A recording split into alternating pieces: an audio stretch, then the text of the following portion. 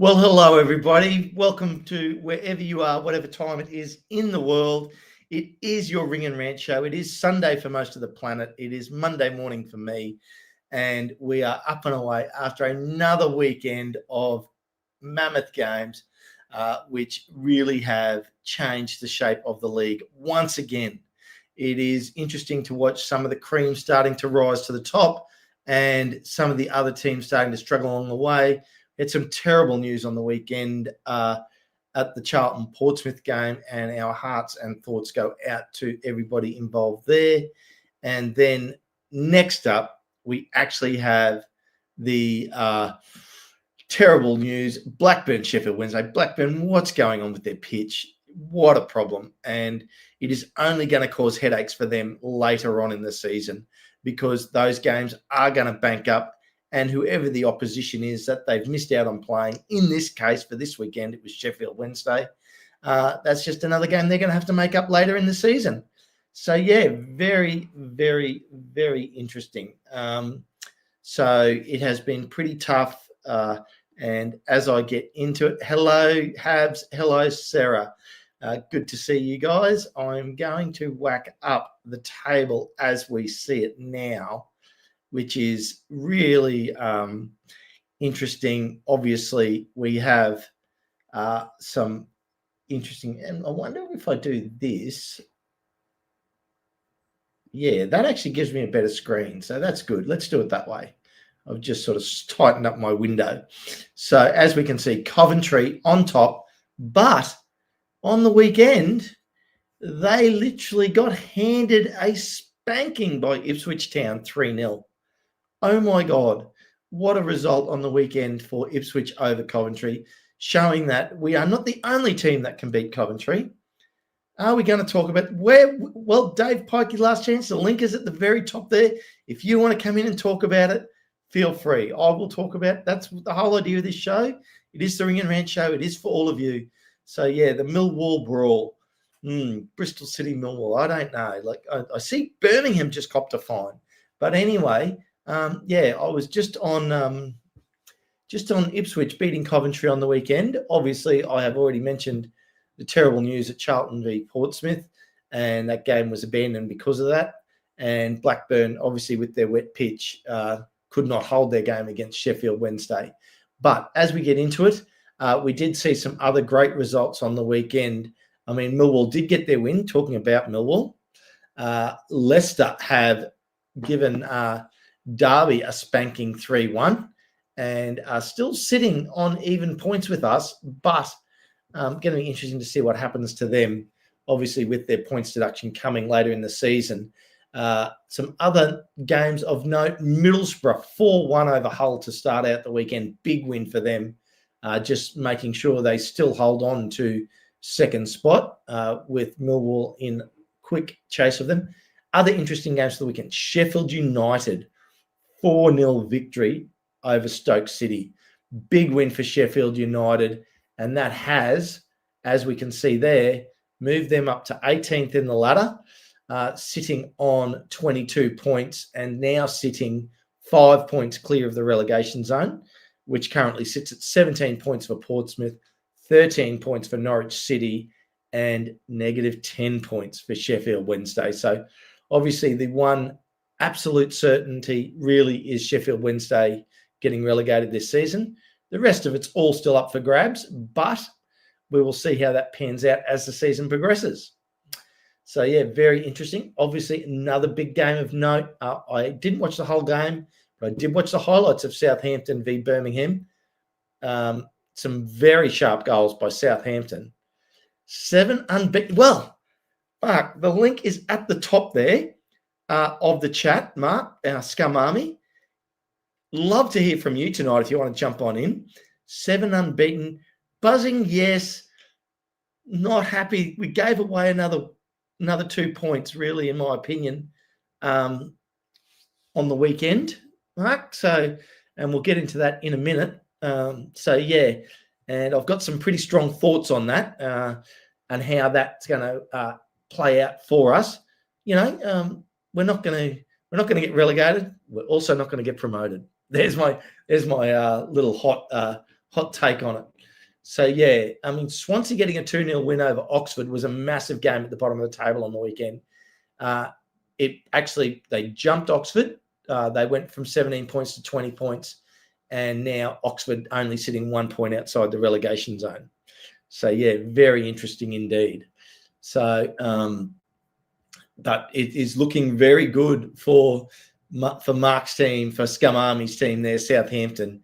They have literally moved up. As we can see, they've jumped us to 11th on the ladder, beating us on for and against. And I can tell you now, they're sitting here, but their trajectory, in my opinion, is going to be somewhere here. They're going to finish probably second or third, in my opinion. Going to be interesting to see. I think it is. And to my Middlesbrough fans, even though you are sitting in second at the moment, my gut's telling me it's a 3-horse race for the title right now between Coventry, Ipswich, and Southampton. I think Southampton is going to continue that climb that far up the ladder. I really think it's going to be interesting. So, Mark, if you've got a few minutes, come in and have a chat. That'll be great. Anyone else, the link is in the chat there. It's going to be very interesting. So I did see Birmingham have copped £115,000 fine for their part in their melee, which is not great for them. So that is what it is. And unfortunately, that is the way it goes. So, yeah, it is going to be interesting to see what happens there. I see they're in talks to get Taylor Gardner Hickman from Birmingham. We'll see how that plays out for Blackburn. I think they could do with that player, to be honest. Going to be very interesting indeed. So, yeah, their Birmingham fine came up for the match against Hull. So, going to be interesting. That's a massive fine. So, very tough for them. And the Millwall brawl, I didn't see it, but I'm happy to talk about it if someone wants to enlighten me. But, yes, I'm very interested in the games, how they played out on the weekend, which obviously shuffled us all the way down to 12th place in the league. Now, in my opinion, these draws now, obviously, we have had 9 draws, 6 wins, only 4 losses. So, I mean, in terms of losses, there's only 2 teams that have had less losses than us, and that's Coventry and Middlesbrough. But what this shows is that there's teams above us with significantly more losses: QPR 7, Hull 7, Birmingham 7, Stoke City 7, Bristol City 6. Wins matter. 3 points matter. You need to get those wins. That's what makes the difference in this league if you want to stay high up the table. So, yeah, it is going to... Yes, I do live, Josh Anthony, and you're more than welcome to come in and have a chat to me. But it is quite interesting because I'm going to say the fact that we are failing to secure these 3-point games is the reason we're going to miss the playoffs. Now, is that the end of the world? No, not really. Things are going to have to change.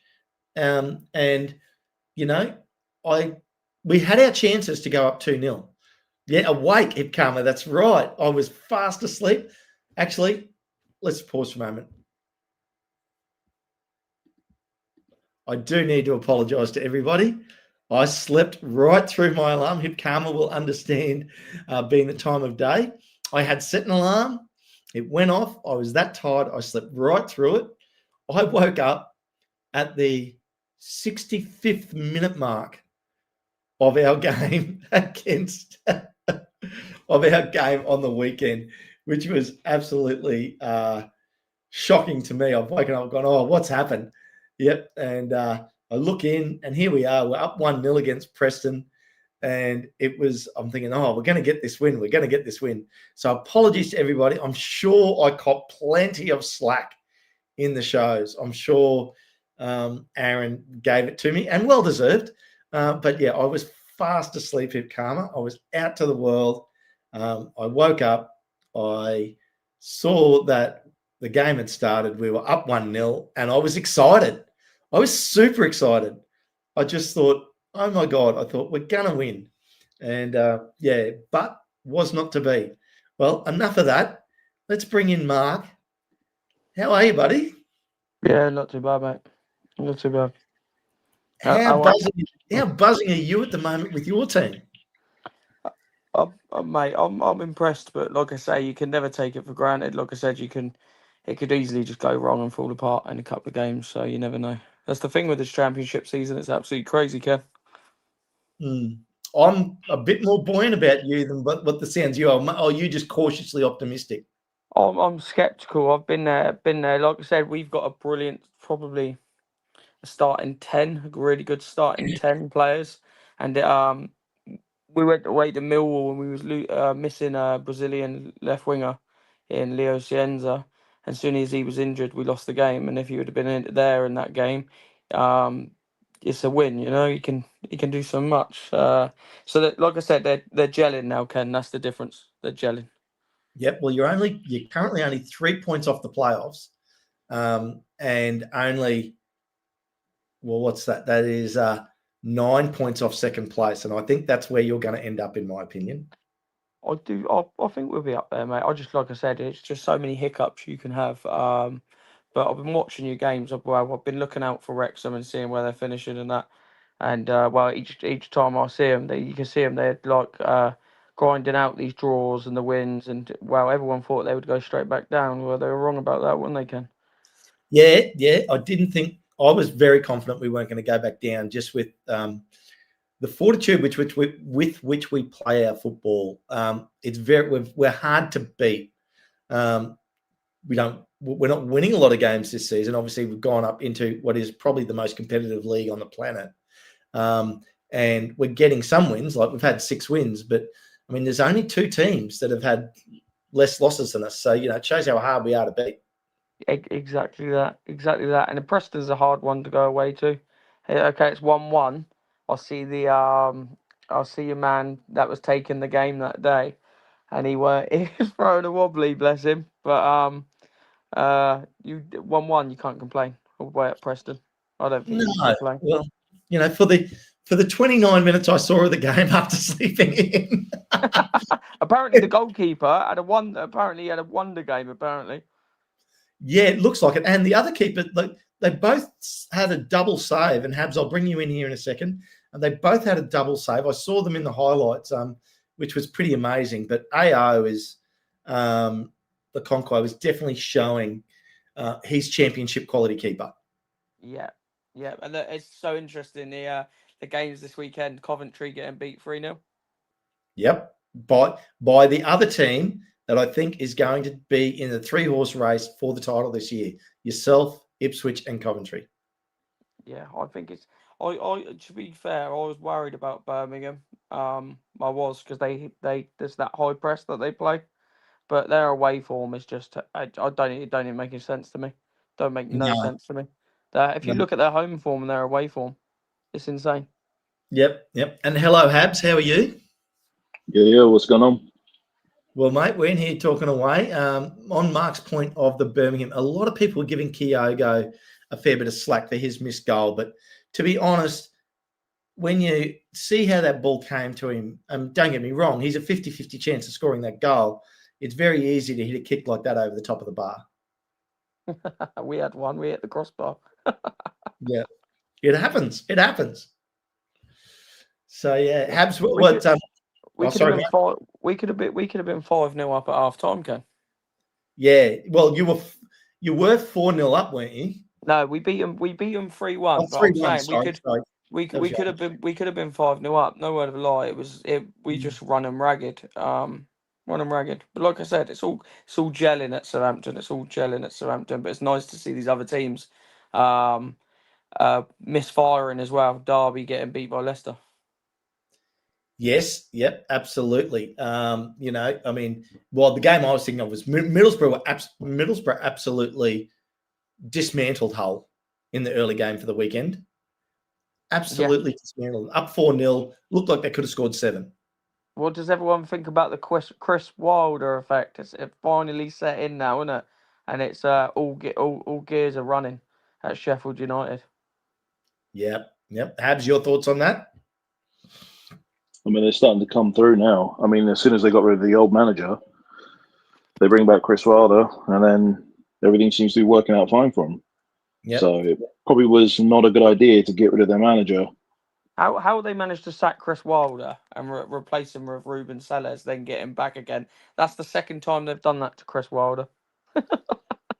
How much loyalty does that show on his behalf? He used to play for Sheffield United. Yeah. Sounds more like Stockholm syndrome to me. I think there's just a guy that loves football and loves his club.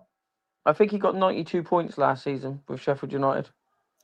They got rid of him, sacked him, and when they sacked him, they got rid of all of his loan players, so they didn't sign any of his players.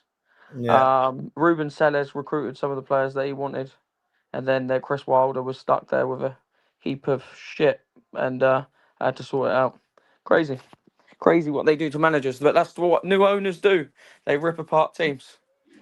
But here's a thought for you, Habs. How many of the fan base would like to sack the owners as opposed to Wilder? There'll be a lot of people that would want to get rid of some of the owners that they've got. A lot. And question for both of you: Sheffield United, can they make the playoffs? Oh, if they carry on like they are, they could. They're scoring goals for fun. That's the thing, though. A little bit of momentum in this league, you can get up into those playoffs. But like I said, it's this moment right now, at the Christmas period, where teams will be tested, and it's the squad depth. Like I said, we've got a good start in 10 players. One of them gets injured, one of those forwards. You've got Adam Armstrong and Finn Azaz. They've scored 10 goals in their last 4 or 5 matches together. So that's not goal contributions. That's scoring goals themselves. So, like you said, you take them out, one of them out, that's it. It messes it up. So you can easily pick up a loss, and then that's it. You go tumbling down the league. Armstrong and Azaz Habs are absolute quality for Southampton. Mark must be buzzing every time he sees them on the pitch. I'm buzzing at the moment, mate. But like I said, 3 weeks ago, I was having a nervous. Well, about 4 weeks ago, I was having a nervous breakdown. Well, we're only 4 games from the halfway point of the season. Yeah, but like I said, if you look at that league, if you look at Middlesbrough and Millwall, like you said, you got these people just grinding out these wins. I didn't think Stoke were going to be up there this season. When you done your predictions for the league, where did you have Stoke? I had them bottom of the league. Yeah, I'm trying to remember. I honestly can't remember, Mark. I know they weren't like right at the very top. I just can't remember how high I had them up. I'd have to go back and watch that video, which is, I don't know how many videos, but it must be 100, 200 videos ago now with the way we pump out shows here. So I'm going to go back and find it.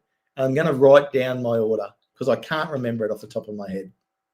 Abs, what's your thoughts on the Leicester team? What do you think with the points deduction? Where do you reckon they'll end up this season?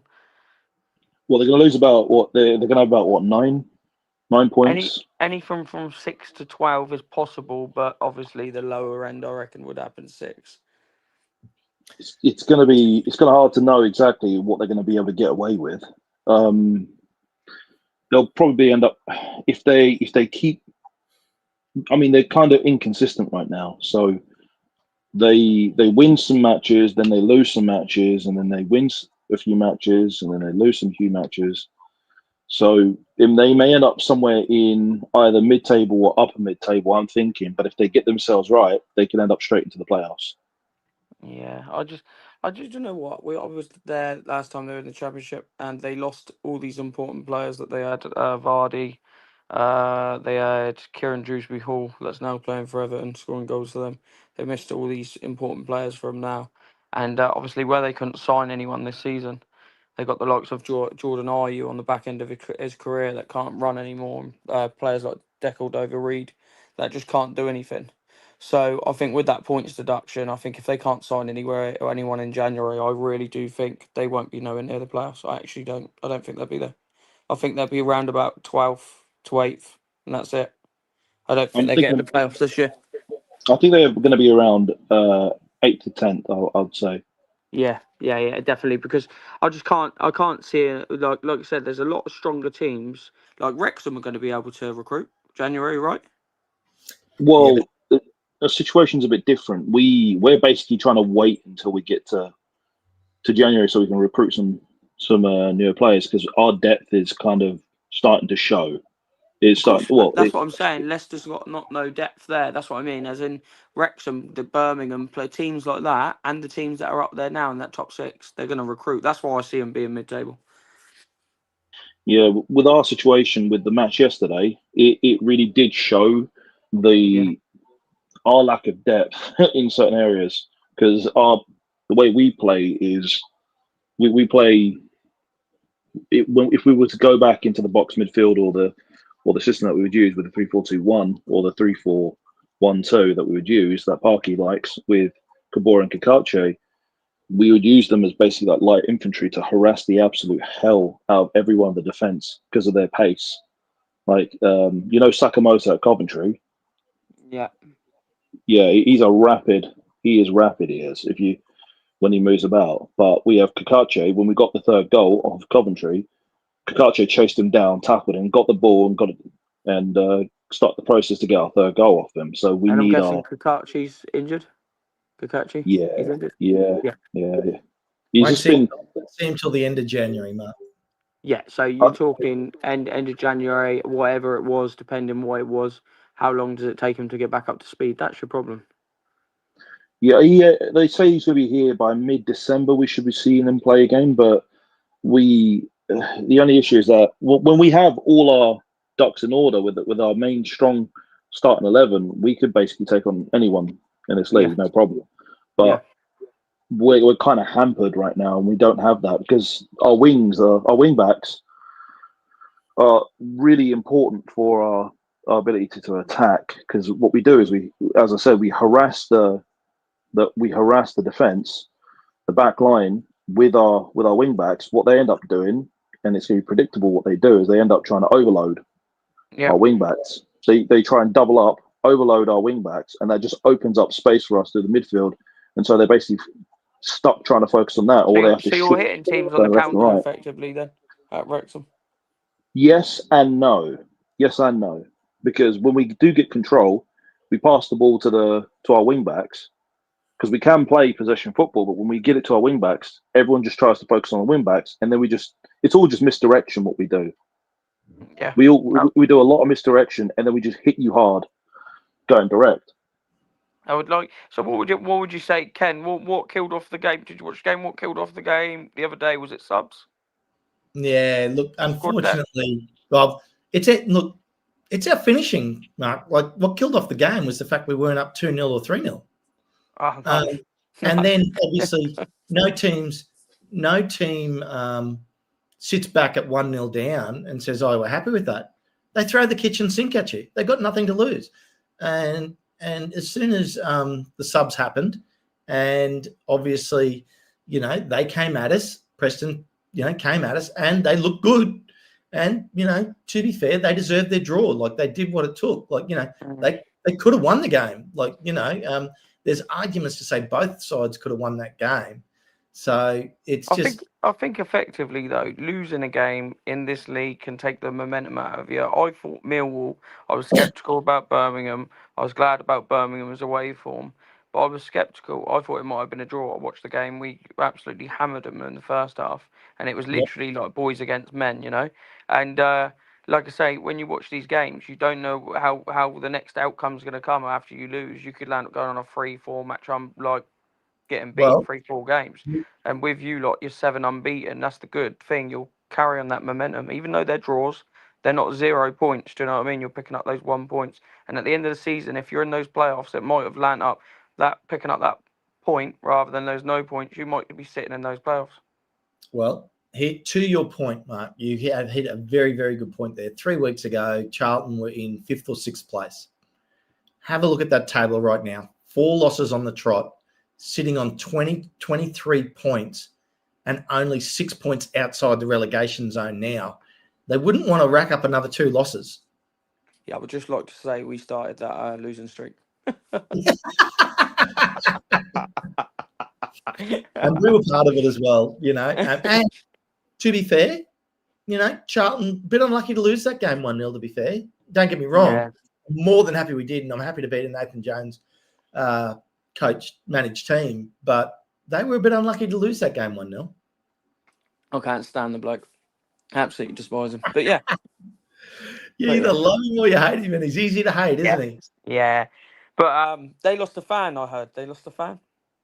Yeah, In the very stand, sad. which is quite never good, right? Yeah, very It sad. was, they had to abandon the match because of it as well. They call him headphones. They do headphones. Norm Yeah, I see this. Norman Barker, And I think his name I is. say fair play to Charlton for stopping the game there as well. It's a very good thing to do, you know.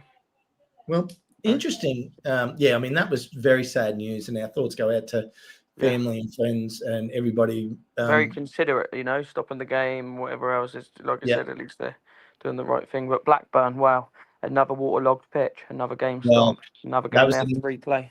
Wow. Next thing I was going to say. I mean, will they cop a fine for this at some stage? Well, they've actually got the infrastructure there. So what they've got is like a river that runs alongside their stadium. But obviously that takes all the rain outlet. But then what happens is obviously when that's overloaded with water, the water's got nowhere to go, so it just lands up staying on the pitch. The problem is with them. The problem with them is that they don't. That pitch itself is not even it's still an old style pitch. It is. It's basically a League One pitch. And me and Paddy were talking about this in Wrexham time as well, and just after that, and we were just saying that they've got the money and infrastructure to be able to. Well, if they have the money and infrastructure to. No, the actual owners have not actually been to Blackburn Stadium for the last 3 years. 3 seasons they haven't actually been there to see a game. So that explains Blackburn's. That's what's going on with their owners. They're not obviously throwing money at it no more. I think they've had those years of throwing money at it, and they were in the playoffs for a couple of seasons running, and then I think they've just give up on it. It's a sad old state of affairs. Like Blackburn's a massive team, right? It happens. I mean, that's the thing that happens quite a lot when when a lot of owners don't get those immediate results, thinking that they're going to get everything sorted. But it's going to be at some point that those players are going to get poached. I could see some players. It will be interesting if they get points deduction sooner because, like you said, there's heavy rain on Tuesday in Blackburn, and they've got another home game. So it's not stopping raining. I've looked on the weather forecast, and you can imagine that third game. You can imagine that if that happens again, I can imagine a points deduction or a massive fine. This is where me and Paddy were talking about it in the Championship, that they need to set a standard towards pitches they do. Like, you're stepping into the Premier League, right? So there's got to be a certain standard there. Yeah, because I know in the Premier League they do have those kind of standards, but in the Championship that's where they should really start because we have a hybrid stitch pitch with the drainage system, and we're going to have our underwater. Well, we're going to have a heating system that's going to be sorted out. I think some point next year, but we have a proper drainage system we do, which actually gets rid of the water. And that's something they should have done at their pitch, but they don't do that. Like I said, the drainage system is there. It's just the fact that river, if it overruns, that's where they're going wrong. You know, it needs to be put somewhere else. But yeah, like it's just insane. It's literally it's not like a modern one. So yeah. The engineering that's required there is like a couple of 100,000 litre holding tanks that are empty to cover off these sorts of scenarios. So when it does rain like this and the river is full and it can't pump out, it can't drain out to the river. You've got that outlet there. Pump it to the holding tanks and then pump it away from there. Now, unfortunately, they don't have that at the moment. Like you said, Habs, we've got our system set up. The underground heating is already in place, but the system that's going to run that apparently is sitting under the new COP, so that won't go in until like the COP actually starts that physical construction of it. Like right now, they're pouring the pilings and getting ready for the ground slab. So at that point in time, I think it'll be at the end of this season. The heating will be in place for our stadium. But this is the most times. Like me and Paddy were looking over this, and Paddy looked it up. He was like, there has never been a situation where a match has been abandoned due to weather. There have been other reasons, like brawls and stuff that have taken place, but never for weather reasons. And this is the most times ever happened. The game against Ipswich got abandoned for weather, halfway through the game. They pulled the game up. we were just thinking about, well, the championship should put like a proper penalisation. Like it should be treated if you have to abandon a match due to weather reasons because your pitch isn't designed, cannot handle the kind of weather that takes place. Because you're in England, it rains, and if your pitch gets waterlogged like that, then you need to have a proper pitch put in place. And if you don't get that sorted, then sure you can keep your League One pitch, but if you don't have that put in place, then it should be treated. And if it gets abandoned, it should be treated like a 2-0 loss. Yeah. Like it's abandoned. But then it's like you said, it just goes to a certain point. They'll have to get points deducted. Then to a certain point, do they get to that point, right? Well, Pretty much. my kickback on that would be, if you had Premier League standard pitch, I understand, but then at what point? Like, let's say it is just a godlike event, and there's 10 games called off across England on the weekend. Do all the away teams get the points? Yeah, like you say, it's crazy how it works, though, right? Like I said, there's got to be something there to be put into place. Like you said, the EFL are probably looking at us right now, and surely they've reached out to Blackburn already. I think that if we see another game postponed, I can guarantee you there's going to be something. There'll be something on Sky Sports News probably this weekend about it. Another game abandoned. It doesn't look good on the club, does it? No, It doesn't look good on the league either. That we just allow this to happen continuously. Like this is meant to be the stepping stone to where you get to where you become fully ready. This is the pre-preparation for you to get into the Premier League, and you've got to have like a properly fully professionalised Premier League standard. I mean, what have we spent? 2 million on our pitch to get it ready to get up? It's about £1 million for the entire. Well, yeah, it's about £1 million for everything. Because it's not just the pitch itself. It's also the pipings, the rocks, the kind of soil that you have. Because it's not a stand. It has some parts of it which is artificial. As you would know more about it because you dealt with like golfing stuff, as you know. But yeah, it is all still normal grass, but it has that hybrid aspect of it where it's not fully grass, but it helps with like leveling it out. Yeah, if you like you said, they would tap into the normal drainage that would already be existing. But like you said, if there's rivers and that close by, most people do actually use those sort of things. That's the thing. It is actually known, but like I say, it obviously can't take that. That was obviously designed about 20 years ago. And you got to think, Blackburn used to be in the Premier League. So I wonder how many games got postponed when they were in the Premier League. It's probably one of these things that's never happened. Prior to this, because I've never heard of it. When we were in the league with Blackburn, they never got postponed for stuff like this. It's never happened. Yeah. It's never happened, and this is the second time. This is the most amount of times this has ever happened. Like this is twice. Literally. Yeah, and literally abandonment due to weather. If you want to get an idea of how well an upgrade changes something, go back and watch a home game of Wrexham last season, just leading into Christmas, and have a look at that pitch compared to the pitch we're playing on right now. And the thing I want you to take careful note of is the sideline where the linesman runs. Have you spoke to John, and what does John think about you finishing above them, or do you think you'll finish below them? What does he think? He's resigned to it, Mark. We're going to smash them.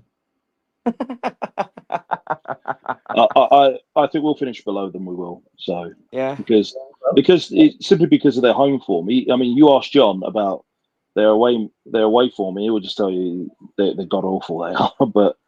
But when they're at home, they just seem like the meme you're going to see this in 3 more matches because we've got them away in 3 matches. So you can judge. You're going to be able to judge it straight away then, right? I suppose because they've played us away and then we got to play them at their place. So we'll see. Like you said, we beat them 3-1 and it weren't hard. It was quite comfortable. So if they turn it around there, that manager's probably going to get a body check and they'll probably say, right, I wouldn't be surprised in January if that's still going on. I wouldn't be surprised if they changed the manager. Yeah, I don't think they would. Just of how much money they've got. He's not got a lot of experience. He used to be number 2 was he number 2 or number 3 at Tottenham? Yeah, he was obviously just a supporting role. And he jumped straight in. He jumped straight in there didn't he? Yeah. And he didn't exactly have a lot of experience. And like I said, the championship, it takes our manager, it's literally jumped up from the under-21s, but we recruited him to take over. But he weren't supposed to. Tom de Rijkaard weren't supposed to actually take over until 3 seasons times once Will still left.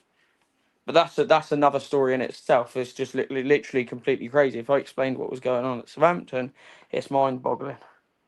Well, to answer your question, in my opinion, I think Birmingham will finish above us. But if you have a look at the table there, they're only 1 point in front of us. They've had 2 extra wins, but they've also had 3 extra losses. So, I mean, it's still a flip of the coin between us and them. But when you look at all the teams that I think are going to finish in the top 6, we're fighting, like teams like Birmingham and Wrexham, in my opinion, are fighting for the scraps. But I think Birmingham expect to be up there. Yeah, I agree. That's. I think Wrexham was consolidating. I think that. 2 seconds. I think that they expect to be up there. That's the big thing. They expect to be up there. That's why I think about like I said, it's probably good. Probably won't change manager, but I wouldn't be surprised. I literally just wouldn't be surprised because the money that they've got as well. You don't build a £1 billion stadium and infrastructure if you're not going to ready to risk things, Well, I mean, it's a smart business plan. I mean, it's such a massive city, Birmingham. To build a stadium that size, they will fill it. They will bring other big events to that stadium. But here's my question to both of you: if you look at that table right now, try and give me your top 6 at the end of the season. I think 3 of the people that are in the top 6 now are not going to be there. There you go. Right. Okay. Yeah. Yeah, I don't think Stoke, Preston, or Millwall will be there.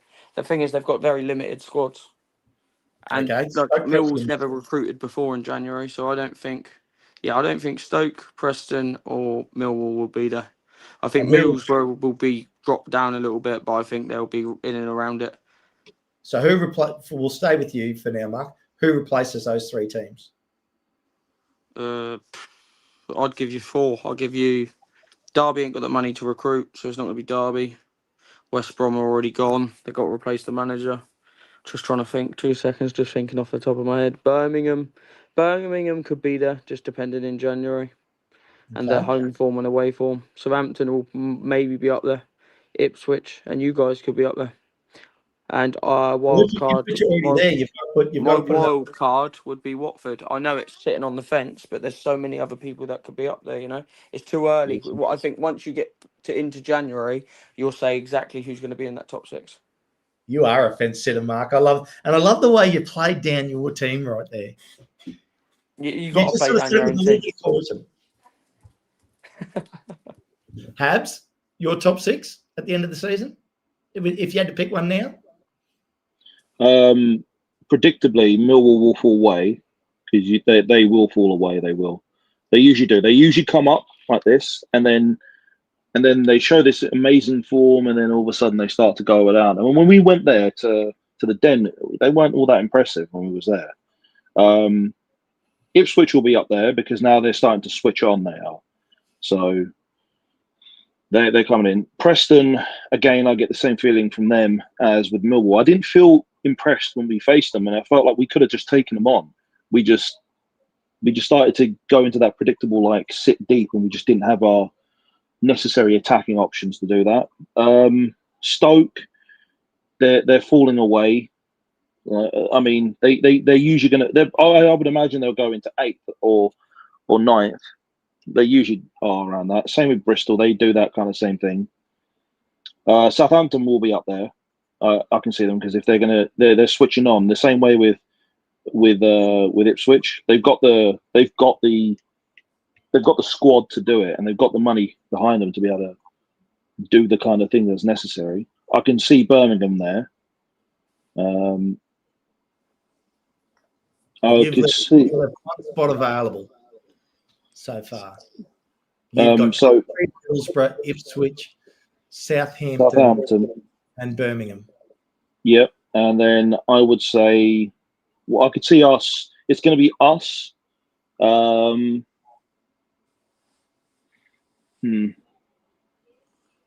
So, but you know what? I didn't even think of Sheffield United.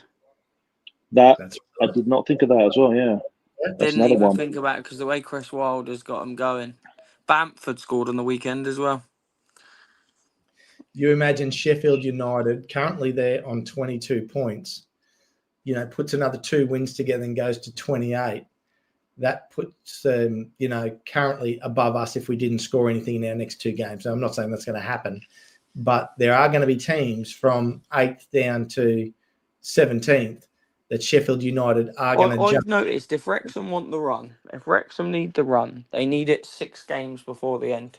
Because I've seen the 6 games. The last 6 games are solid for Wrexham, if I got it right. I can't remember. I swear I looked at it about 2 weeks ago. I think if I looked at the last 6 games of Wrexham's, they're quite solid games. So they need to do it before then. What is interesting is that we have historically finished seasons very strongly, And which that's is brilliant. That's even better. In our favour. Yeah. But our last 6 games, from the last game going backwards, at home to Middlesbrough, away to Coventry, away to Oxford, at home to Stoke, away to Birmingham, and we got this really crap team we're playing at home called Southampton.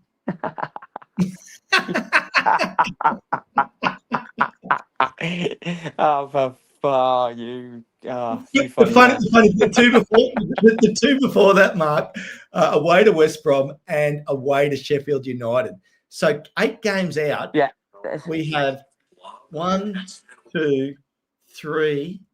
Yeah, I would say there's 4. good 4 or 5 teams in there that are definitely hiccups. But like you said, at that point, I do think that you'll be looking to expect certain points out of certain games by then. Because I think that it's going to start taking shape properly by January. We're starting to see it now. The table's starting to form up around. What was it between? What's it? So around, what was it, like 7th?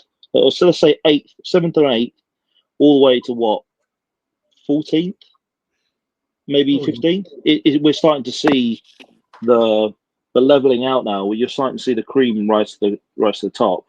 And Sheffield United down in 18th, by the way. But just to put it out there, I've never seen a championship season like this ever in my life. Yep. But I will say 5 of our last 8 games are away. We only have 3 home games in our last 8. Who's your top 6, Ken?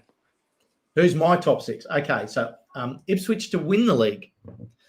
I think they will just creep over the top of Coventry by the end of the season. And then I'm tipping you guys to finish 3rd at the moment, in my opinion.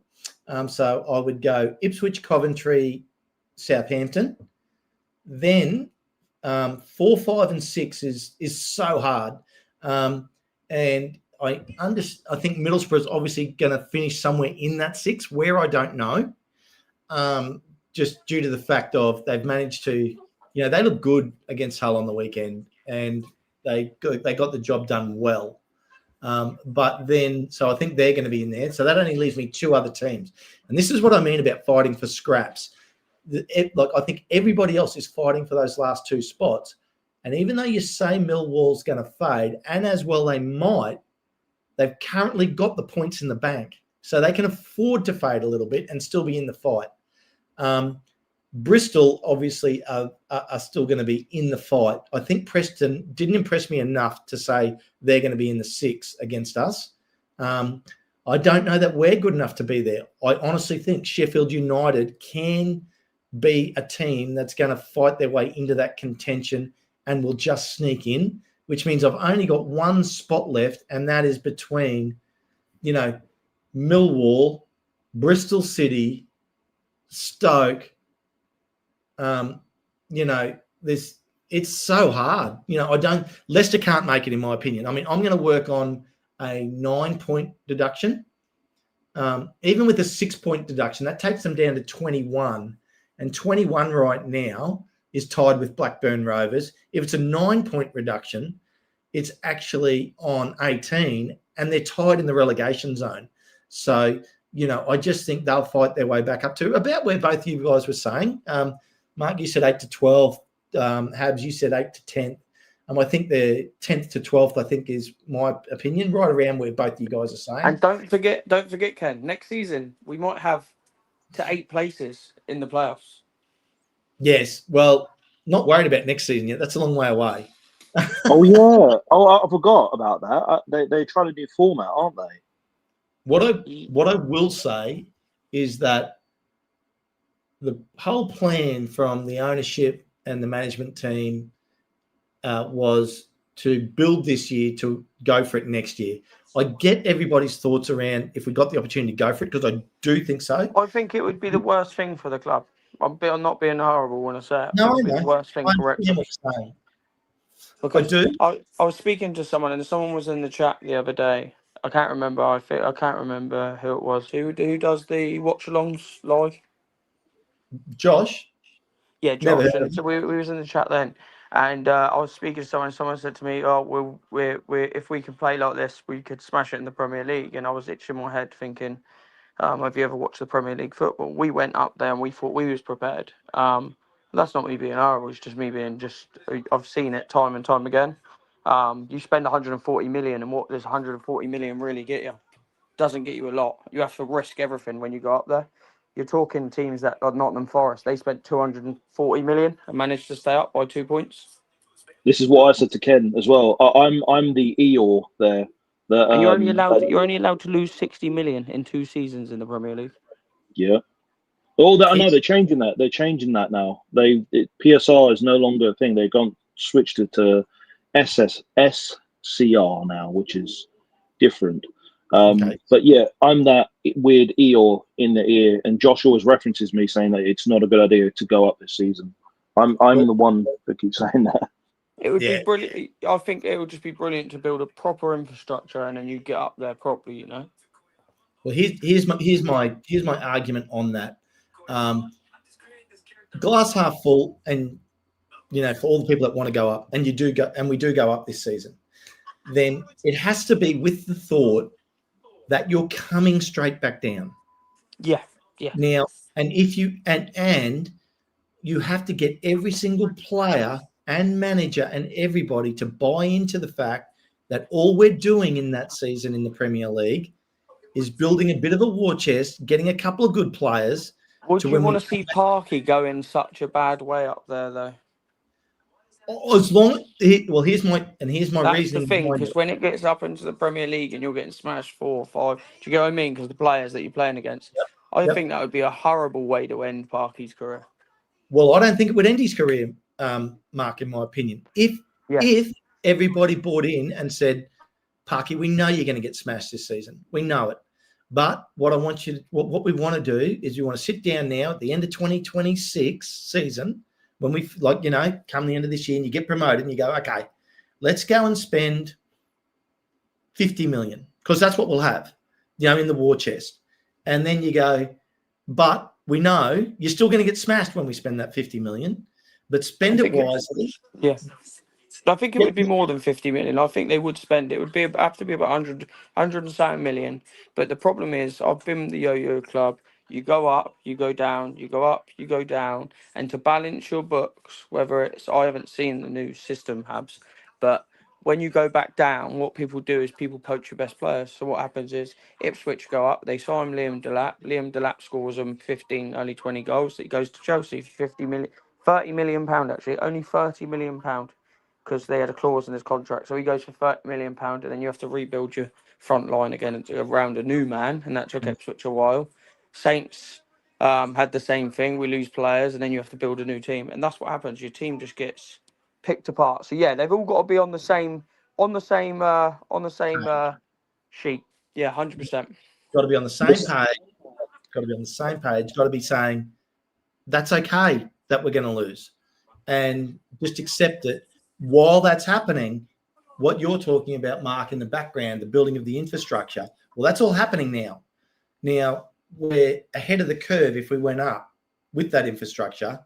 But what I'm already noticing is more players and more quality players in our youth team.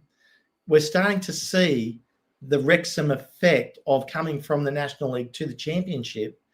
And that's going to play out. Now, I don't think we're going up. And either way, the same project and the same plan should be in place in terms of we're just building and building. Next year, I mean, this league, you're saying about this league being tight. It is, except for the bottom sort of four or five teams, roughly.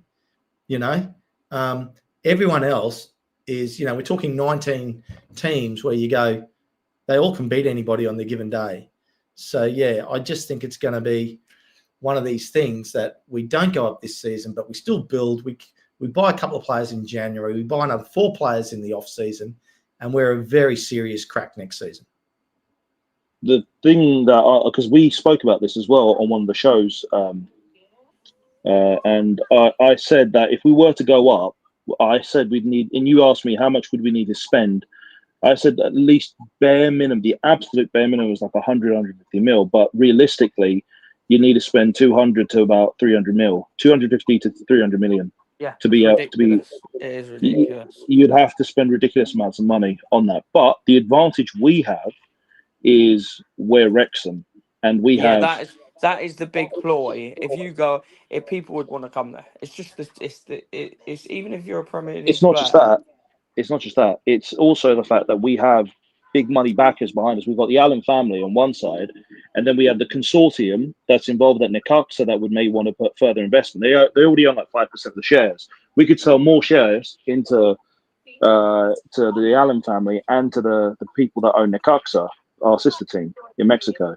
And we got people who have billions of dollars that are more than happy to invest in Wrexham. Do you think that's something that's going to happen in the future, Ken? That Ryan, Rob? Ryan and Rob will probably get bought out, and they will probably be the face of the club. No, I think, especially in Rob's case, and you can tell Rob is a massive sports fan. He wants to own franchises. If he could buy the Philadelphia Eagles, he would do it in a heartbeat, but he can't. That's his team that he absolutely loves. But he's loving owning a football team. He's loving Wrexham. He has a real affinity with the town of Wrexham, and it's a working class town. He grew up from a working class background. I can't see in the next 10 to 20 years Rob not having a majority ownership of the Wrexham Football Club. They may sell another percentage, Habs. I agree with you on that. I can't see them giving up any more than about 20%. I think what they've done with the Allen family is really interesting, because the Allen family haven't bought a percentage of the club, but they do have, but they have invested into Rob and Ryan and everything else that's going into everything around the town is what they've invested into. They've invested into the new brewery and the new centre on the other side of the railway line heavily, which will get started next year. And that is going to be a destination ground where people like yourself, Mark, are going to be willing to travel up, spend the weekend in the hotel, go to the brewery, watch a game, spend 2 to 3 days there, and can do it easily and make a weekend of it. Like I said, but you look at these other clubs. Tom Brady's just that's just a gimmick, right? Yes and no. Yes and no. I don't know. I feel like that's more of a face thing. With the Amazon story, I really do feel like it. Yeah. So with Tom Brady, when you watched that documentary, did you buy into it with Tom Brady, or did you buy? No, not at all. When you watched the Wrexham documentary, you bought into it. You watched it. You ate it all up. With the Tom Brady one, it felt with that Amazon documentary. I'm not being horrible, but it felt forced. I was like, "Yep, turn that off. 10 minutes in. See you later." There's a big difference between the two, because the ownership is different at Birmingham. So the majority owner is Tom Wagner as opposed to Tom Brady. Knighthead Capital is the majority owner, which Knighthead Capital, which Tom Wagner founded and runs. So it's like a hedge fund, an investment company. It's a hedge fund company, and no, you go ahead, Ken. Yeah, no. So what I'm going to say there is that they are looking at it as a business. Now, Birmingham, I mean, population of Birmingham, I'll just bring that up. It's So, about 2 million people, 3 million What's the people. It is. second biggest city in the country? yeah, okay, there you go. So, yeah, in 2022, it was 1.157. It is close, including the urban areas, it's 2.8. I wouldn't say it's a nice place to go, though. No, it's not. But here's the thing for you. Okay, so 2.8 million people in the surrounding area. Yeah. You go and build a 60,000 seat stadium. Filling that stadium's a piece of cake if you're providing a good product. It's the sports quarter that's going to be making the big bucks. That's right. They got where else could you buy that much land close to a major city on the planet? It's just not possible. Have you ever been to Birmingham's ground? And no, and I know I haven't, and I know the city is a rough city. Well, the surrounding area of Birmingham City Football Club, wow. Let's just say that. So they're going to have to change. Well, they'll change all that, obviously. Well, it's going to be a massive transformation. But that 60,000 seat stadium, and they will get, and the Tom Brady thing is not by accident. They will get NFL games there. They will get major concerts there. People will come and play a concert there because if they say to, and I'll use the biggest entertainer on the planet at the moment who draws the most people, Taylor Swift. She goes and plays there and fills the stadium with 80, 90,000 because they bring them onto the pitch. Then all of a sudden, she says, I'll do 2 shows there and I'll make X $million. Yeah. Like, it'll happen. Like I say, though, the people, certain clubs ain't got a sweat, Southampton have got a sweat. They've basically got an owner that's only worth £1 billion. Yeah, he's worth £1 billion, but it's where his money's tied up, so it's not actually £1 billion that he's actually worth, So it's all in assets. Yeah, it's all in assets. So basically, we've got 2 seasons to get up. We don't get up in 2 seasons. You're working on a £7 million budget that the Championship gives you, and then that's it. It's doomsday sort of territory. So Wrexham, the way they're funded and whatever else is really good. You're really solid as a club, Same. Ours is different. Ours is a completely different model because when Tom Wagner and Tom Brady got into Birmingham, Birmingham was already in the Championship, so they were already an established Championship side. For us, we were a club in the National League, and we were about to be relegated into the National League North. So we were really. I mean, the year before that, we finished around 20. I think around 20th we finished. So we were close to relegation at one point. So I can't remember when we exactly finished. I can't remember the top of my head. But when Rob and Ryan bought into it, that's when we got the money and we got the pitch and everything. You can see it all in season 1 that it was just a massive cluster F, let's just say. But we were slowly building ourselves up to this, and it's a completely different model. It is. Well, they've done it good, didn't they? Look at Salford. Salford's have struggled. So they've done it the right way. They're up in the Championship. Salford had the class of '92, right? There was a lot of money there, a lot of backing, a lot of funding. Did they manage to get to those crazy heights? There was even a TV documentary about them that got showed every week. It just didn't reach those heights. Like I said, they've done a brilliant job with your owners. But moving on to that quickly, Ken. When are you getting down to the racecourse? Okay, so 2027 is my racecourse debut. So I've got my holidays planned for next year already, which it doesn't include going to the UK. Yeah. In 2027 in September is the Ryder Cup, because I'm a golf nut. I play golf. The Ryder Cup is in Ireland, and I'm going to do a trip that I'm going to fly over. We're going to go to the Ryder Cup. Then either side of the Ryder Cup, undecided yet, I'm going to see a minimum of 2 games of Wrexham, at least one at home, at least one away. By that stage, the new cop is Josh going to join you? Yes, he is. Yep. We've had a chat. All the boys have had a chat. Paddy's coming. Aaron's bringing the whole family. I'm coming. Josh is coming. We are going to do it properly. And I tell you, the size of this channel by then, whatever it is, there are going to be the opportunity of a lifetime for some of our fans, because I'm going to tell you now, I am going to get a corporate suite. and I am going to give people the experience of a lifetime at the Cop, in the new Cop, in a corporate suite, watching a Wrexham home game.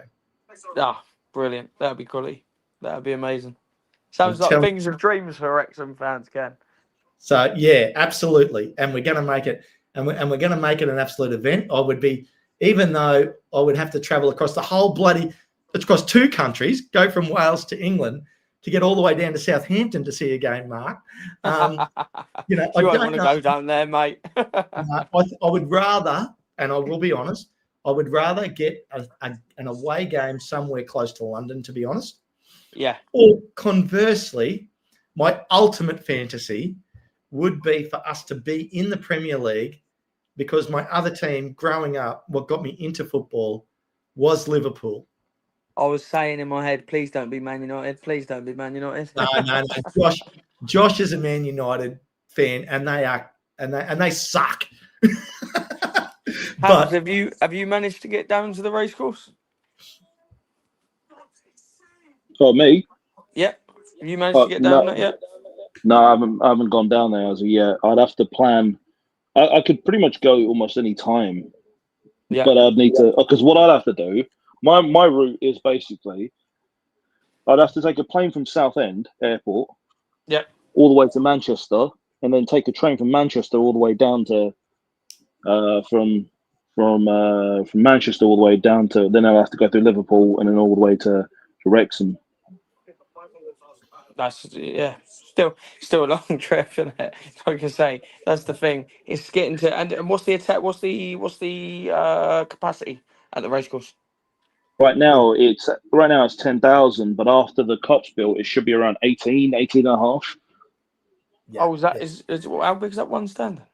Yeah, it's about 11. It's about 11 now. 7.5 is what they're going for with that stand. They're just waiting for final approval. At the moment, it's 5.5, but we're pretty much certain that it'll just be approved for 7.5, and they're building it for the 7.5. Yeah. It's just simply just due to capacity reasons only that I haven't really gone down. I made an effort down there, so yeah. Tickets. There's Bournemouth fans there that have been on a waiting list for years because they only hold like 12,000, I believe. Yep, and hence the reason I want to get the corporate suite, because it guarantees X amount of tickets. So it'll be all of the local pundit guys that are traveling, and whatever's left over, those tickets are going to be given away to lucky fans. That's it. Fair play to you. Fair play to you. Yeah. But how long is the... Go on. I was going to say to any of the fans that are, anyone who's watching right now, don't go to London Airport. If you're gonna go to Wrexham, if you want to go to a home match, don't go to London, because that's not where Wales is. But also, it's too expensive, because what a lot of people do is that they go to London and then they either get an Uber and they pay extortionate amounts of money. Don't do that. Go to Manchester, and from Manchester take a quick route through the trains to there, because it's a shorter distance, and Manchester's not that far from there. Does Liverpool have an airport? Yes, and just out of principle, Habs and Mark, I'd probably go to Liverpool Airport just so I didn't have to go to Manchester. Yeah, because then that would be a lot easier, because literally Liverpool to Wrexham is just it's like 20 miles, I think. And Hip Karma said it there. She's flown to Manchester a number of times from Australia. Hip Karma, I did put the chat in, the link in there if you want to jump in.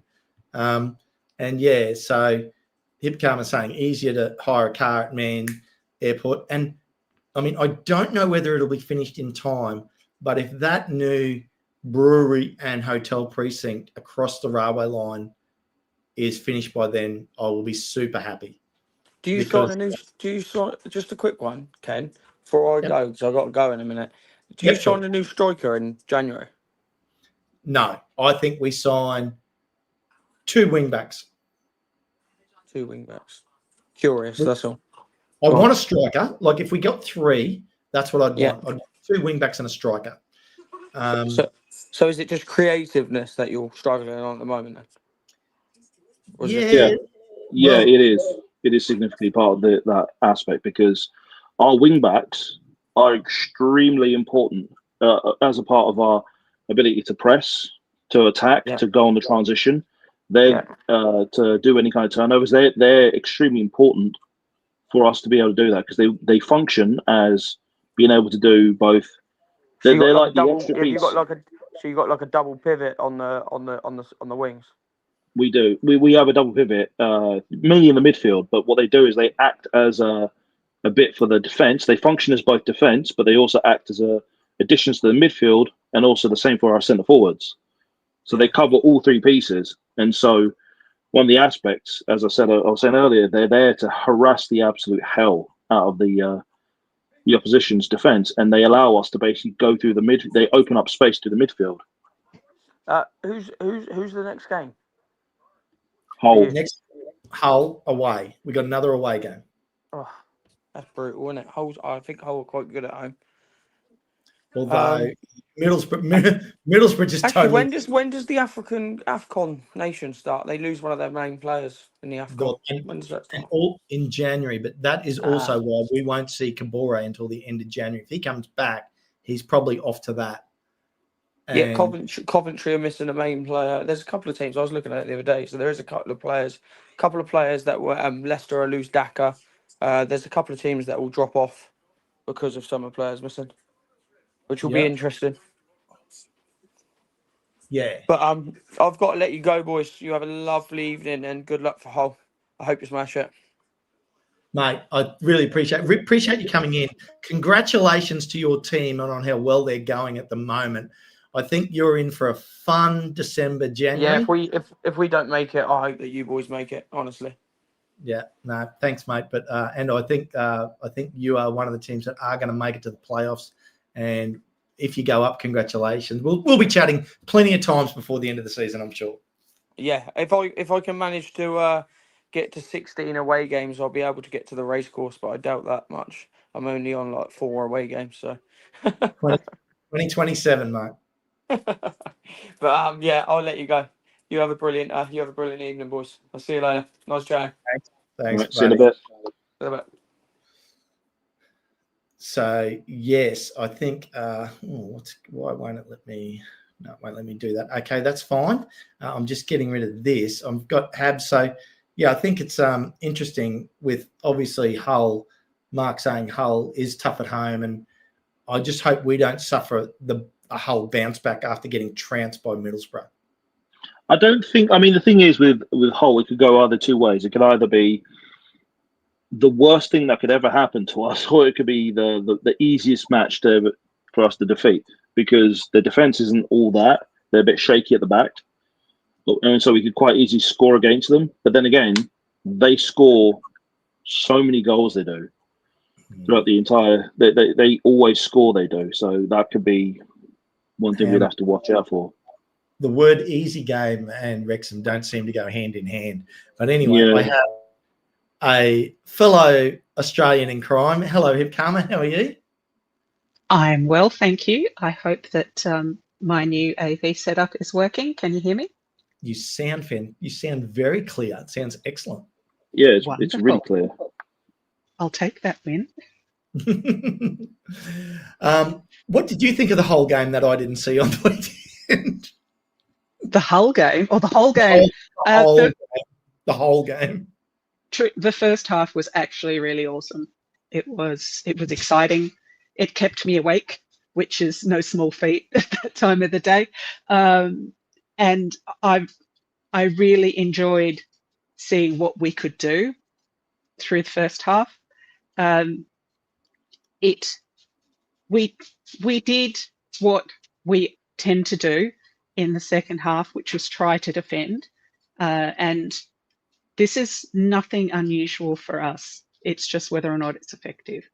And it was challenging when they scored, but it was coming, to be fair, was my approach. Then again, I'm often decried as a happy clapper. So I was fine ultimately with the fact that we got a draw because we didn't lose.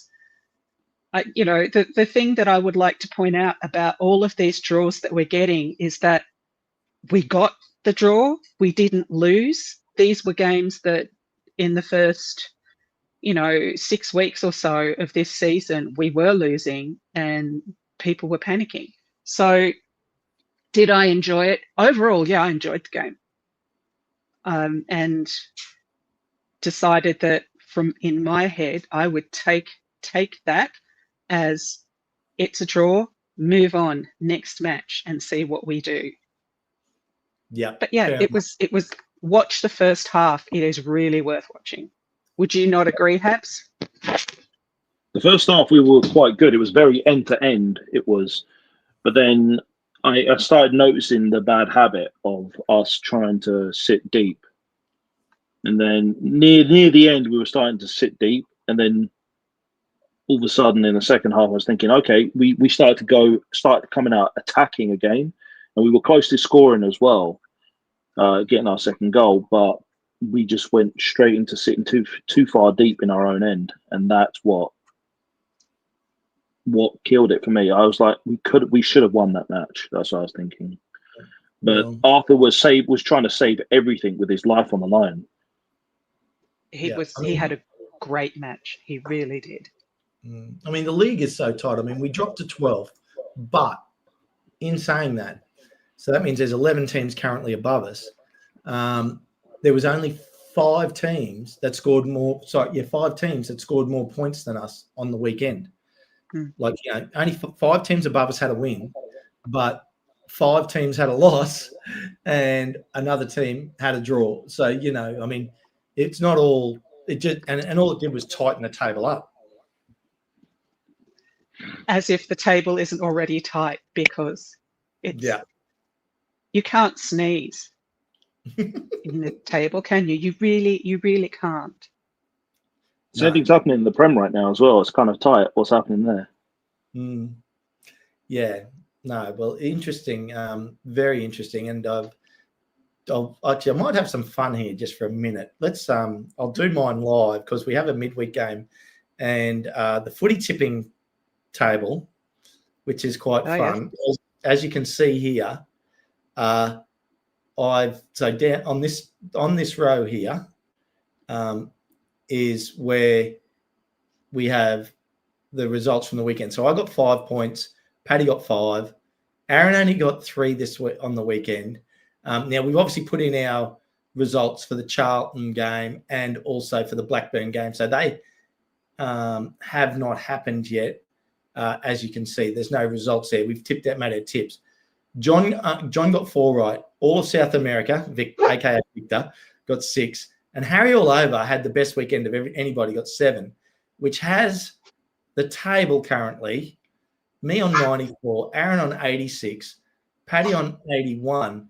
Harry all over has moved into 4th place on 75, which I'm finding most enjoyable that he is beating John. But South America on 74, John on 71. But so now John already has his tips in here for the midweek games. But I'm going to I'll run through and do my tips for the weekend. And I'm going to go 2-1 Coventry. Now, this one really worries me, this Swansea-Portsmouth game. But I think Swansea are going to get up 2-0. Blackburn-Oxford, as long as they can play, depending on the pitch. I'm actually tipping a 3-0 win to Blackburn. Southampton-West Brom, I'm going to tip a 3-0 win to Southampton. Charlton-Middlesbrough is an interesting one because obviously, as we know with Nathan Jones, if they get the early goal, they're very tough to get over the top of.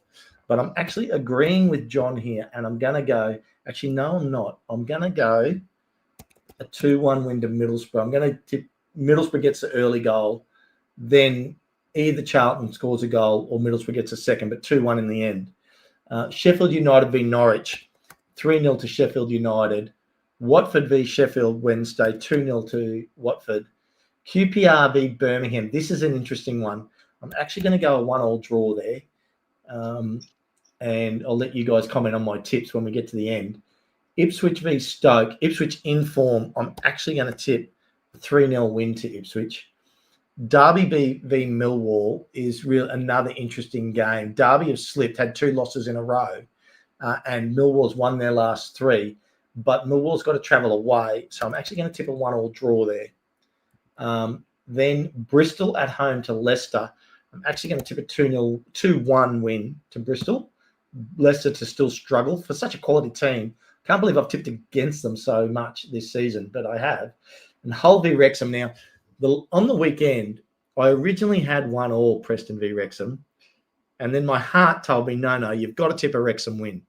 And I went 2-1 in the end to Wrexham. And it actually cost me 2 points. Not that I'm worried about that. I would have much rather Wrexham won. But this weekend, I actually do think we can get the job done. And I'm going to tip a 2-0 win.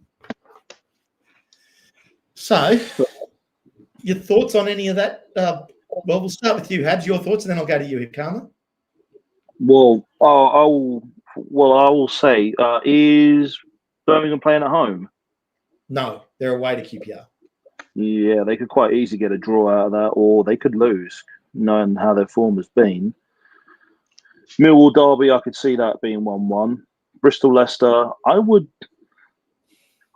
say Leicester could win that. They could 2-1 instead. With Preston Coventry, I could see Coventry beat Preston 3-1. I could. I would see Swansea Portsmouth as a draw, more likely. With Blackburn, yeah, I would agree with what you say there, and I would agree with the Southampton result. Charlton, Middlesbrough, yeah, Middlesbrough's going to batter Charlton. They will. At home, yeah. Charlton at home. Yeah, but it's Charlton. Yeah, they're not that easy to break down. They're not easy to break down, but they're not really a quality. Like, we faced them. I didn't feel threatened when we faced them. Okay. They made you feel like that you were under threat, but I didn't feel like they were threatening whatsoever. They just felt like a team that it's all rather performative threats. They are. They're all bark, no bite. Okay. Ipswich Stoke, I could see that being easy an Ipswich win if they could do that. With Sheffield United, if their form is going well, I could see them winning it. But if Norwich get something sorted out, they might come back. And with us, now that's interesting that you went with a 2-0 win for us. I think if we do it right, I think we could get a 3-0 win or a 4-1 win. Yeah. Okay. No, fair enough. Fair enough. If we do something right, we could get either 3-0, 3-1, or 4-1 win over them. Now 2-0 win, that's reasonable as well. But if we do it right, we can get a good solid win out of them as well. But I could see it also going into a draw, or even them beating us. I'm going to kick you off the show. You start using blasphemous words like draw, Habs. Hey. Karma, Also, I've got to say one other thing. Sorry for today as well. Sorry. Yeah, we knocked your boy from the F1. Oh no. Yeah, look, that was expected, and yeah, it was a shame. Like the 3 or 4 the people that don't know, Lando Norris became F1 world champion overnight. Congratulations to him, or today, wherever you are in the world. And Oscar Piastri and Max Verstappen were still in with a chance, but it was sort of the last 4 or 5 races that Oscar Piastri actually cost himself the championship. And there was a lot of talk about favouritism in McLaren. Not so much, just a couple of mistakes there from a team perspective.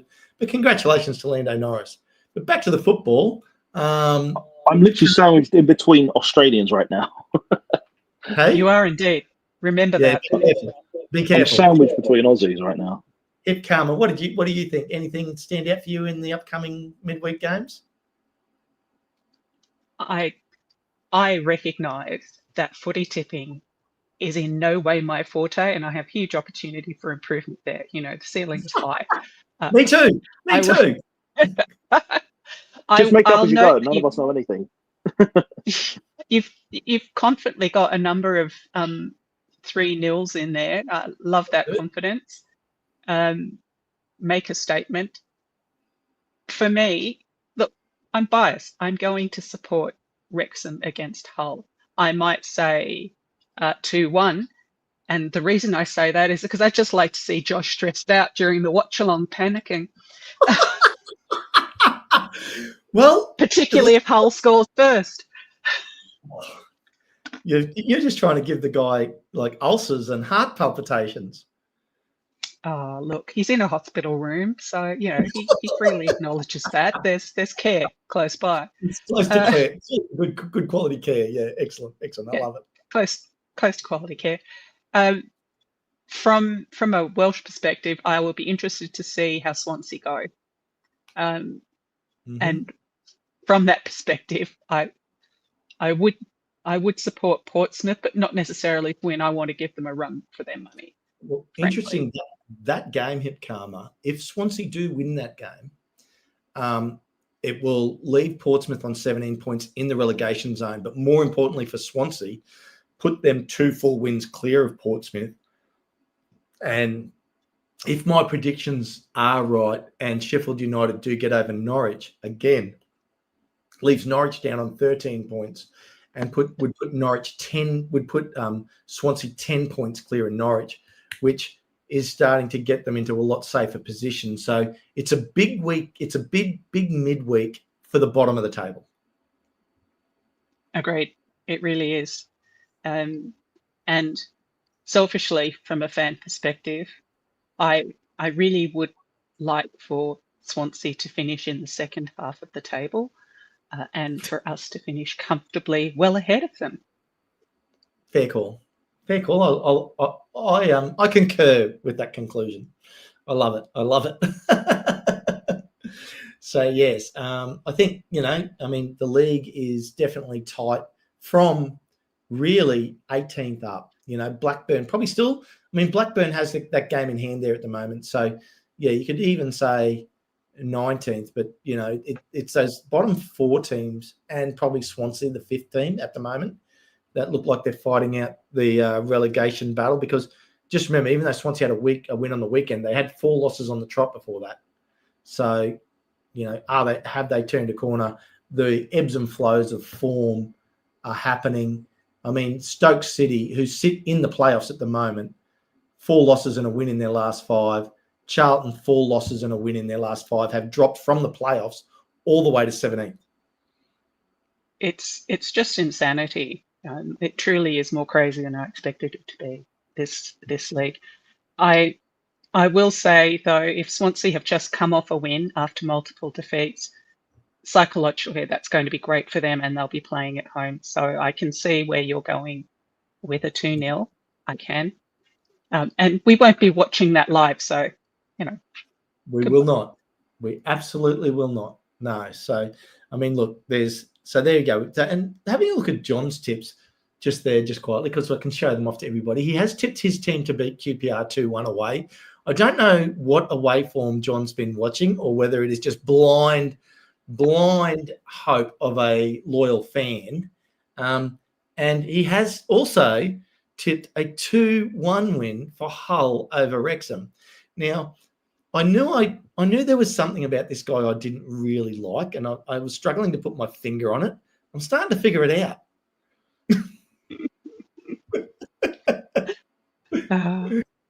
Look, so yeah, it will be interesting to see.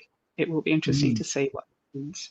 And now that I've heard about it, because I did not take any notice of the melee that happened yesterday at our time. I'm going to go at it, going to find out what the story is. And as for Lando winning, well, congratulations to Lando, and there's always next year.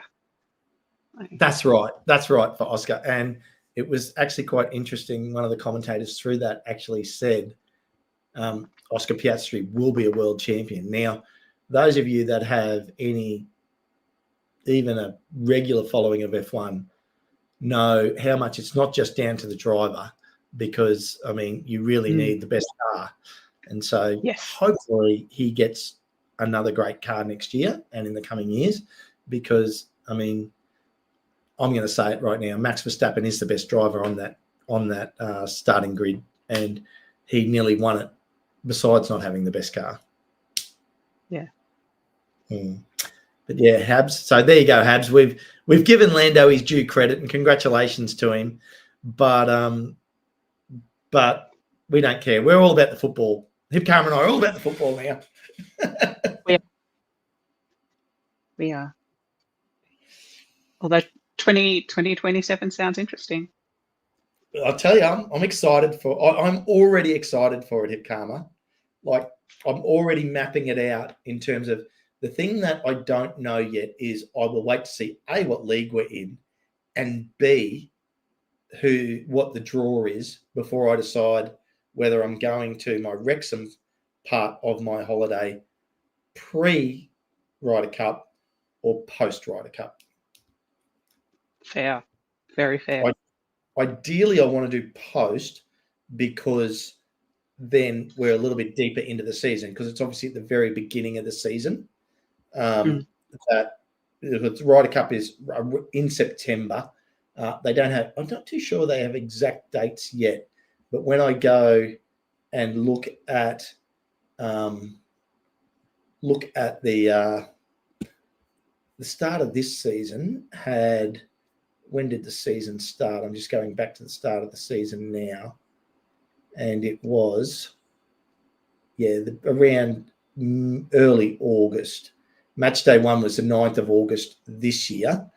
And if I look up, I will now look up see if they've actually got official dates yet for the Ryder Cup. I'm just looking it up now. So, they do. Okay, September 13th to 19th. So the 19th would be the Sunday. So I would be there till probably the 20th, might even 21st in Ireland. So that would mean the 21st of September to give. This is obviously going to be. They were up to the 6th game of the season this season. Okay. So yeah, we'll still be in Carabao Cup time. We might be in the Premier League by then. Who knows? We may indeed be. It's 2 seasons away. From my perspective, our chances are better of being in the Prem 2 seasons away than it is this season. And, call me a naysayer, but where do you think? Where do you think? The 20th? Sorry, go. No, I was just going to say to Hipkama, Habs, Mark and I all had that conversation, but Hipkama, where do you think we'll finish this season? Honestly, I'm thinking if we end up anywhere between 12th and 7th, we're doing well. If we get into the playoffs, we're doing really well. And that's actually not much different from where I started the season with. I think upper mid-table is a really good place. Yeah. Particularly how we started out this season. You tipped 7th? I tipped 7th at the beginning of the season. I haven't changed my mind. I think it could be 7th to 10th now. But do you think we'll make the playoffs or do you think we'll just miss it? I wouldn't be surprised if we just missed it. And simply because it is so tight. You can't sneeze.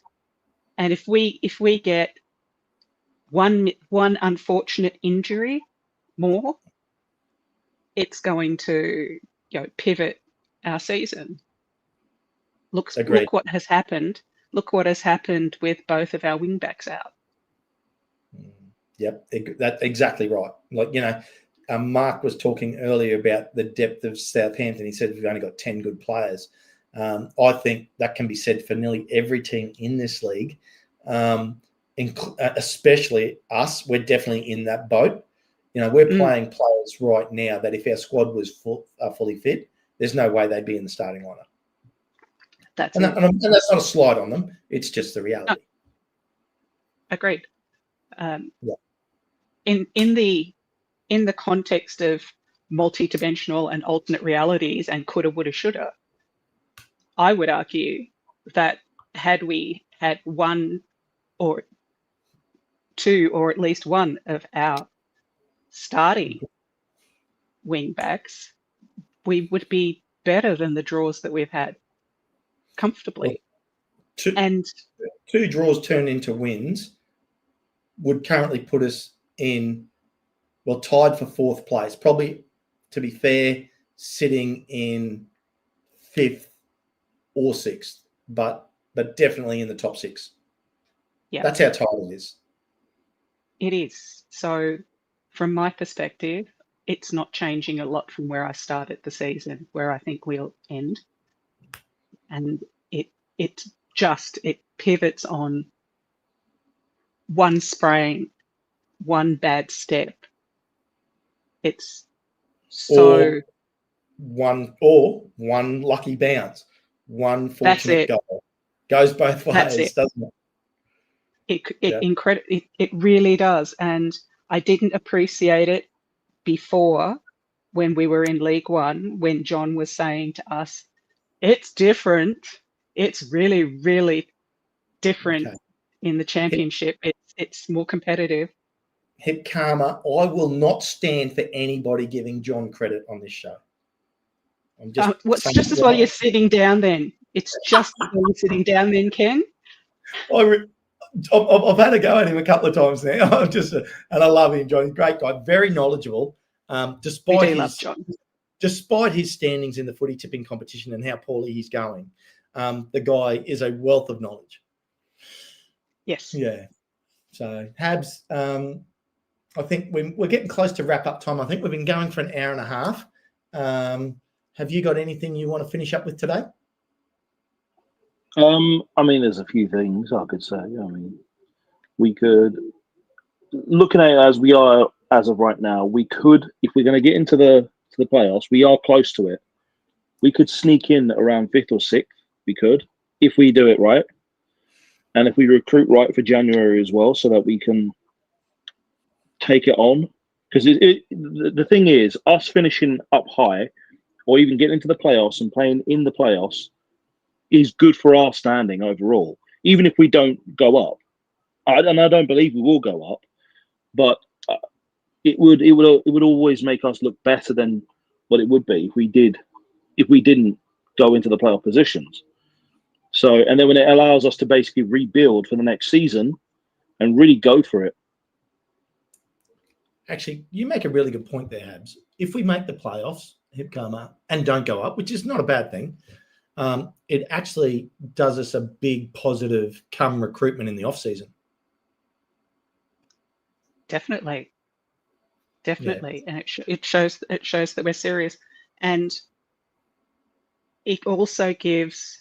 And I recognise that this is boring AF, and I will continue to mention it.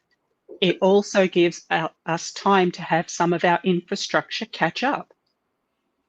Fair call. COP will be much closer to being finished. I expect that we will have much more of an idea of what's going to be happening with training grounds. Interim building projects at Collier's would at least give people some certainty about what's happening. And these will contribute. You've already said, and I totally agree, the academy is starting to blossom. And it's so exciting to see. Yeah. And I have been watching the little catch up videos and such for the academy, because good for them. We need to support them. If we don't support them, who the hell will? That's right. Yeah, no, I'm seeing a lot of good, fresh young faces in there. I'm hearing a lot of good things about the talent that's within that squad. Now, obviously, now that we're in the championship, and I don't think we're going to leave the championship anytime soon. The only way we're going from the championship is to the Premier League. I don't think we're going down, especially on the next couple of seasons. So I think that, building that squad out and, like you just said, finishing the infrastructure just makes us more of an attraction club. It also gives us time to recruit smartly as well, and very carefully and more cautiously about who we bring in as part of our strengthening of our squad and our depth, because we're going to be here, and I believe we'll be here next season. We've got basically 2 transfer windows where we have time to basically build the squad up and have the depth to be able to say, okay, we're going to really go for it. I actually think that is the one thing this club has done very well is recruit in the stages of building. I think we've recruited very well and very fiscally. I think we haven't spent too much money. That's part of it. It is to look for the talent. One is to be fiscally smart with that, but it's also two, we have to find that talent that is tier one quality. So basically Premier League quality players or any kind of tier one European players.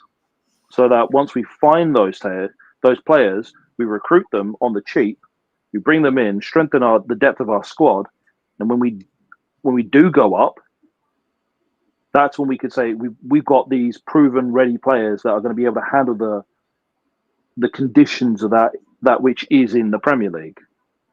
We can get them beforehand, they'll be Prem ready, pre-Prem ready, and then once we're in the Prem, we'll be able to handle what's to come. That's why I don't want to go out just yet. It's a terrible idea. Fair enough. Hipkama, last words from you? For me, it's still all exciting and the only way is up. And in that, I include staying up in this league in the top half of the table.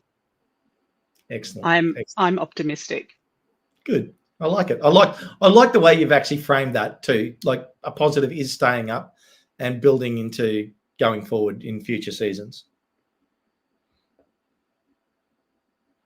So yeah, okay. Sorry, Hipkama, I was leaving the space there for you. Guys, yeah, so you go, Hipkama. Yeah. No, it is all good. I thought you wanted a final word, so I gave it. No, thank you. Okay, well, look, guys. I've been politely quiet after.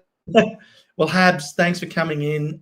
Hipkama, great to have you in again. Now, guys, if you haven't, go back and watch the interview that Paddy did with Mr. Rathbone. A great interview, well worth the watch. Then also, if you haven't already, hit the like and subscribe on your way out. Also, tomorrow you have Champ Chat with the boys, so you'll have Paddy, Aaron, and John, which will be fantastic, catching up on everything championship and getting the lead in to the midweek games. But really, it's been a fun Ring and Rant this morning. It's been happy to have everybody in. And on that bombshell, we will see you all again very, very soon. Have a great day.